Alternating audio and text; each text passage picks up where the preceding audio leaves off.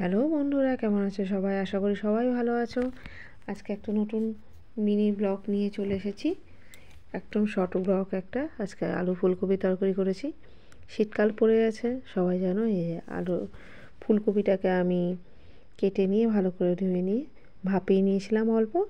তারপর কড়াইতে তেল দিয়ে লাল লাল করে অল্প একটু হলুদ আর অল্প একটু লবণ দিয়ে ভালো করে লাল লাল করে ভেজে নিয়েছি। আশা করি দেখতেই পাচ্ছ সবাই, লাল লাল করে ভেজে নিয়েছি। লাল লাল করে ভেজে নিলে ফুলকপিটার স্বাদটা আলাদা রকম লাগে। আর আমি ভাপিয়ে নিয়ে এর জন্য আরও বেশি যেন গ্যাস ট্যাস না হয়।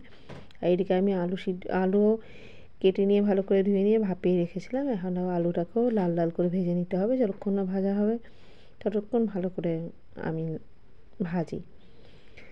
এই যে লাল লাল হয়ে এসেছে, এই দেখো। এবার আমি 5 ফোড়ন দিয়ে দিলাম। এই রান্নাটা নতুনত্ব কিছুই না, এরকম করেই সবাই মোটামুটি করে।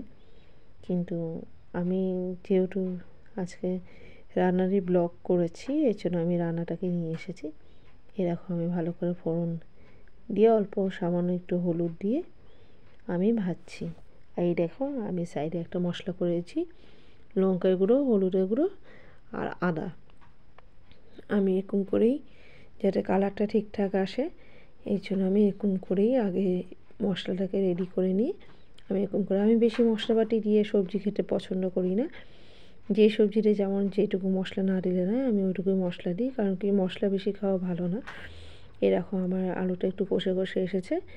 আমি এর মধ্যে এখন ফুলকপিগুলো দিয়ে দিলাম। যেহেতু ফুলকপিটা একটু ভাপানোই ছিল, এই জন্য সিদ্ধ প্রায় হাফ হওয়াই আছে। তারপর জল দিয়ে ভালো করে ফুটাতে হবে।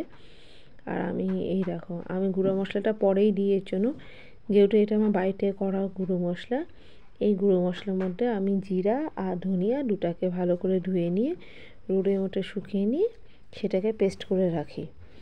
এরকম করেই আমি এর জন্য গুঁড়ো মশলাটা পরে দিই, যাতে গুঁড়ো মশলা একটা স্বাদ ওঠে, সেই স্বাদটা খুব ভালো লাগে।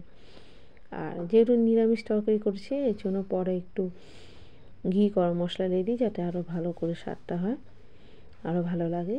আর এইদিকে আমি আজকে ভেবেছি, আমার ছেলে বারবার করে বলছে ফুলকপির বড়া খাবে।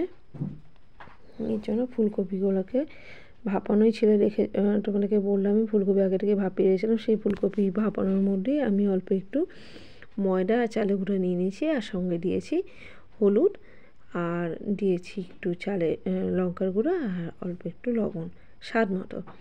এখন আমি অল্প অল্প করে কড়াইয়ের মধ্যে দেখো ছেড়ে দিচ্ছি। তোমরা কে কথা দেখছো অবশ্যই জানিও।